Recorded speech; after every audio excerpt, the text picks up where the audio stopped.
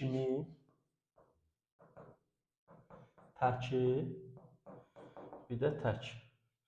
Bu qoşmalarla işlənən söz təsriflənən feillərə, birinci təsriflənən feillərə,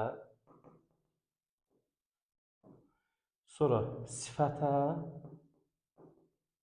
bu ikisinə aid olanda zərflik olur. İsimə aid olanda ismə təyin olur.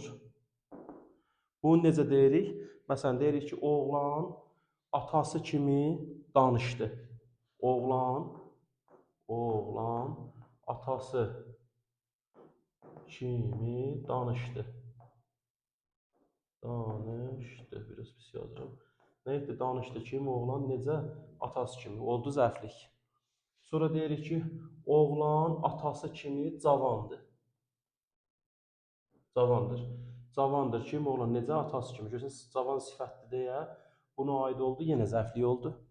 Amma deyirsən ki, oğlan atası kimi müəllimdir.